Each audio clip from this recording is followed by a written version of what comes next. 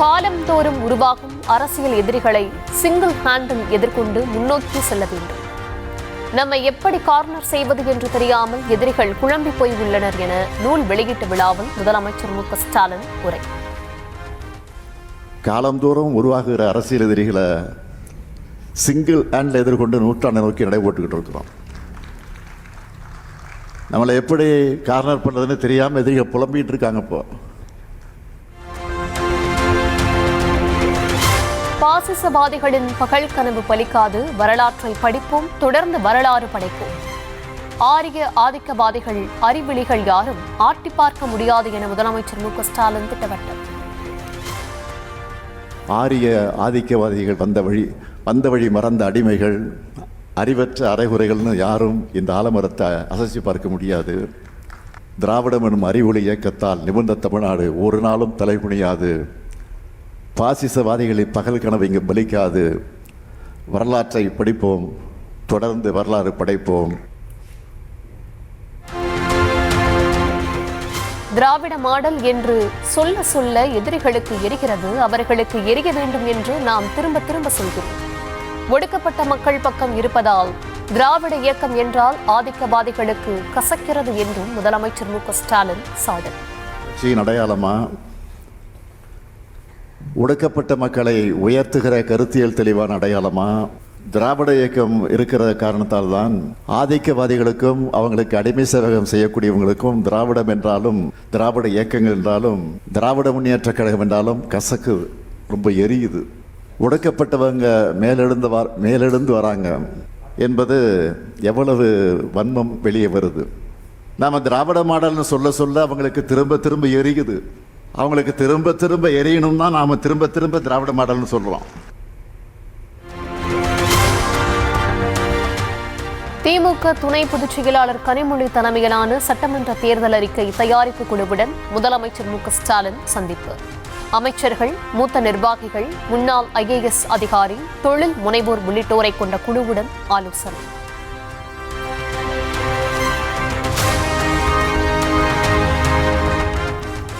திமுக அரசுக்கு எதிரான மனநிலையில் உள்ள எந்த கட்சியும் அதிமுகவுடன் கூட்டணி சேரலாம். எடப்பாடி பழனிசாமி மீண்டும் அழைப்பு. திராவிட முன்னேற்ற கழகம் மக்கள் விரோத அரசாங்கம்.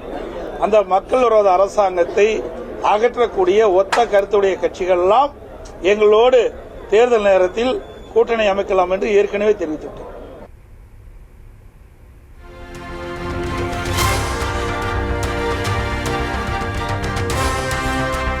போலி வாக்காளர்களை நம்பியே இத்தனை ஆண்டுகாலம் திமுக வெற்றி பெற்று வந்ததாக எடப்பாடி பழனிசாமி சாடல். திமுக ஆளும் கட்சியாக இருக்கும் போது வாக்காளர்களை எப்படி நீக்க முடியும் என்றும் கேள்வி. 21 ஆண்டு காலமா இந்த SIR பணியை மேற்கொள்ளல. அதனால இறந்தவர்கள்லாம் தேர்தல் நேரத்தில் உயிர் பெற்று வந்து திமுக காரனால ஓட்டு போட ஆரம்பிச்சிடறாங்க. அதுதான் கதறாரு. ஆக இது நாள் வரை இறந்தவர்களை வைத்து நாம் வெற்றி பெற்று வந்தோம், போலி வாக்காளர்களை வைத்து வெற்றி பெற்று வந்தோம். இப்போ அதற்கு ஒரு இடையூறு வந்துட்டது. இது யாருடைய ஆட்சி நடக்குது? திராவிட முன்னேற்ற கழக ஆட்சி நடக்குது. இந்த அரசாங்கம் யாருடைய கட்டுப்பாட்டில் இருக்குது? ஆட்சியாளர் கட்டுப்பாடு. மாவட்ட ஆட்சித்தலைவர்கள் யார் கட்டுப்பாட்டில் இருக்கிறாங்க? இதுல நாங்க கேட்க வேண்டிய கேள்வி நீங்க எதிர்காலி கேட்டுட்டு இருக்காங்க. எதிர்கட்சி தான் கேள்வி கேட்கணும். ஆளுங்கட்சி இருக்கின்ற பொழுது இதை வேண்டுமென்றே திட்டமிட்டு SIR பணி முழுமையும் நிறைவேற்றப்பட்டு விட்டால் போலி வாக்கால் நீக்கப்பட்டு விடுவார்.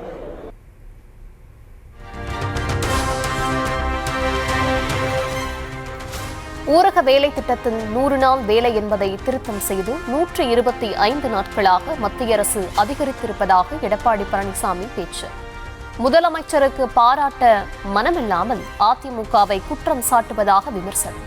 10 நாளாக உயர்த்தப்படும் என்று அறிவித்தது திராவிட முன்னேற்ற கழக தலைவர், திராவிட முன்னேற்ற கழக தேர்தல் அறிக்கை. இதுவரைக்கும் நிறைவேற்றிருக்காங்களா? ஆக இன்றைய தினம் மத்திய அரசாங்கம் 100 நாள் வேலை திட்டத்தை 125 நாட்களாக உயர்த்தி இருக்குது. பாராட்ட மனம் இல்ல. ஆனா அதுல பெயர் மாற்றம் சொன்னீங்க, அந்த பெயர் தொடர வேண்டும் என்று நாங்க கோரிக்கை வச்சிருக்கிறோம்.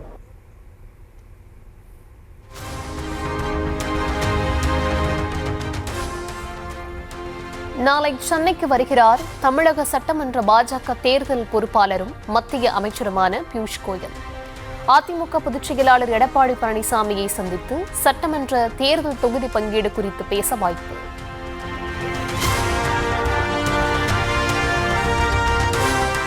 சென்னை மாநகராட்சி சார்பில் புதிதாக கட்டப்பட்டுள்ள வீடற்றோருக்கான இரவு நேர காப்பகம் மெரினா பகுதியில் துணை முதலமைச்சர் உதயநிதி ஸ்டாலின் திறந்து வைத்தார்.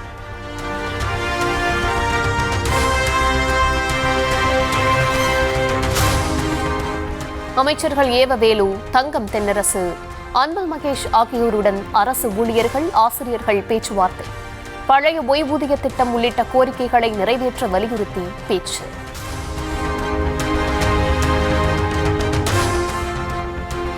பழைய ஓய்வூதிய திட்டத்தை வலியுறுத்தி ஜனவரி 6 முதல் காலவரையற்ற வேலை நிறுத்தம் நடைபெறும் என ஜாக் டூஜியோ அறிவிப்பு. அமைச்சர்களுடன் நடைபெற்ற பேச்சுவார்த்தை தோல்வி அடைந்ததால் திட்டமிட்டபடி போராட்டம் நடைபெறும் என்று உறுதி. வரக்கூடிய 6ஆம் தேதி ஜனவரி மாதம் நடைபெற இருக்கின்ற அந்த காலவரையற்ற வேலை நிறுத்தத்தை மிக சக்தியாக நடத்துவதற்கு இன்றைய தினம் தமிழ்நாடு அரசு மேற்கொண்ட பேச்சுவார்த்தை அமைந்திருக்கிறது என்ற விஷயத்தை பதிவு செய்கின்றேன். தமிழ்நாடு முழுவதும் 5வது நாளாக தொடரும் செவிலியர்கள் போராட்டம். தொகுப்பூதிய செவிலியர்களை பணி நிரந்தரம் செய்ய வேண்டும், கொரோனா காலத்தில் பணி செய்து பணி நீக்கப்பட்டோருக்கு மீண்டும் பணி வழங்க வேண்டும் உள்ளிட்ட கோரிக்கைகளை வலியுறுத்தி தொடரும் முழக்கம்.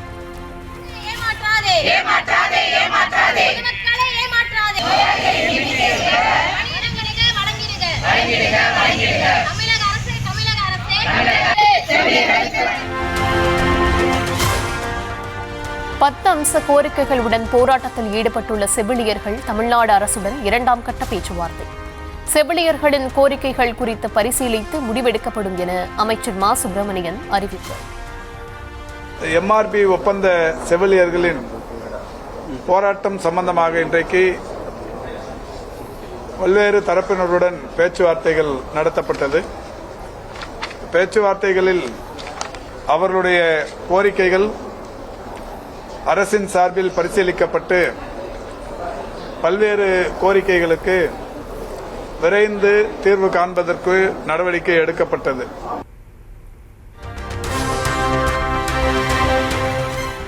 மாமல்லபுரத்தில் தமிழக வெற்றிக் கழகம் சார்பில் சமத்துவ கிறிஸ்துமஸ் கொண்டாட்டம்.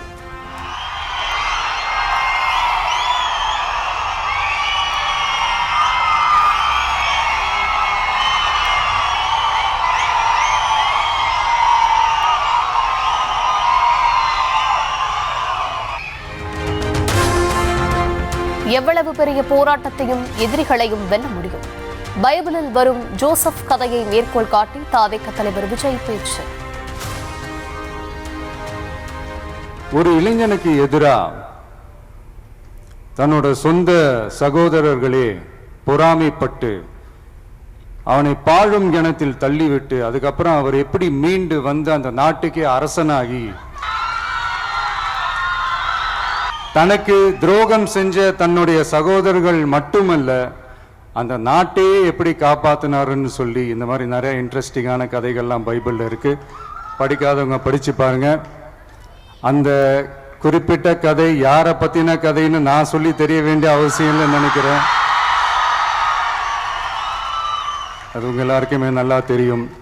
இப்படிப்பட்ட கதைகள்லாம் நமக்கு எதை உணர்த்துது அப்படின்னா கடவுளுடைய அருளும் மக்களை மானசீகமாக நேசிக்கிற அந்த அன்பும் அதீத வலிமையும் அதுக்கான உழைப்பும் இருந்துட்டாலே போதும்.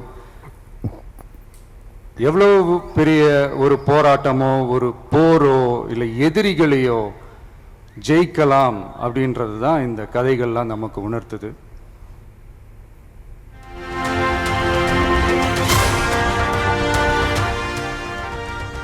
அடியே என்று கூப்பிட ஆத்துக்காரி அமையவில்லை என்றாலும் பிள்ளைக்கு பெயர் வைத்துக் கொண்டு அலைகிறான் கிருஷ்ணமூர்த்தி.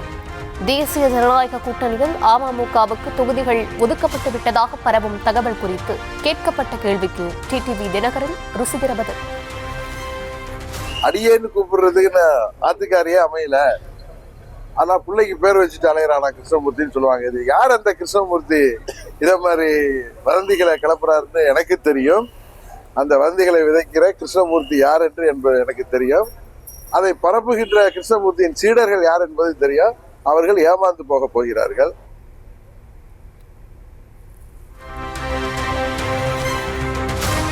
விஜய் அரசியலில் பிழைக்க வேண்டும் என்றால் உழைக்கும் எங்களோடு இருக்க வேண்டும்.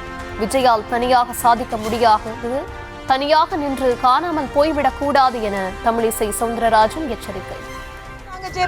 நாங்க அழைக்கிறோம் என்று எடுத்துக்கொள்ளக்கூடாது. விஜய் அவர்கள் அரசியலில் நீங்கள் பிழைக்க வேண்டும் என்றால் உழைக்கும் எங்களோடு நீங்கள் இருக்க வேண்டும். இல்லைன்னா நீங்க தனியா நின்னா காணாம போயிடக்கூடாதுன்னு ஒரு அட்வைஸ் பண்றேன், அவ்வளவுதான்.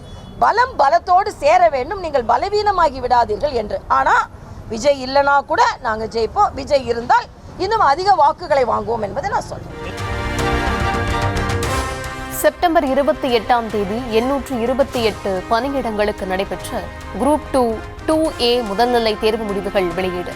சுமார் 4 லட்சம் பேர் தேர்வு எழுதிய நிலையில் குரூப் 2 தேர்வில் 1126 பேரும், குரூப் 2A தேர்வில் 9457 பேரும் தேர்ச்சி.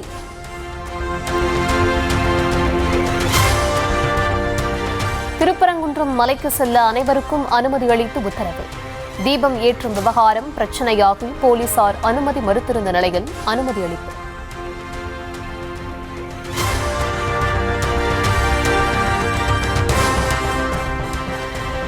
திருச்சி மத்திய சிறையில் இருந்து தமிழ்நாடு காவிரி விவசாய சங்க தலைவர் PR பாண்டியன் ஜாமீனில் விடுதலை.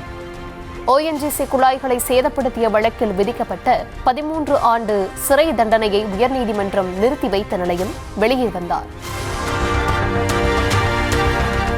புத்தாண்டு கொண்டாட்டங்களின் போது நட்சத்திர விடுதிகள் மற்றும் உணவு விடுதிகளில் மதுபானம் அருந்தும் இடத்துக்கு குழந்தைகளை அழைத்து செல்லக்கூடாது. புகார் வந்தால் உடனடியாக விசாரணை செய்து நடவடிக்கை எடுக்க வேண்டும் என தமிழ்நாடு அரசுக்கு சென்னை உயர்நீதிமன்றம் உத்தரவு.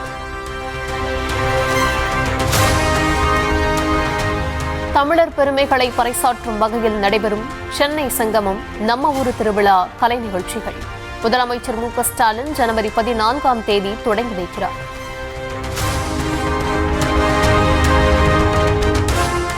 தமிழக உள்துறை செயலாளர் DGP நேரில் ஆஜராக சென்னை உயர்நீதிமன்றம் உத்தரவு.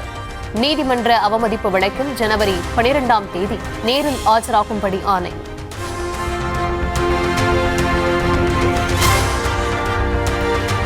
திருப்பரங்குன்றம் மலை அடிவாரத்தில் உள்ள பால்சுனை கண்ட சிவபெருமான் கோவிலில் மேற்கூரை மற்றும் அடிப்படை வசதிகள் செய்து தரக்கோரி வழக்கு.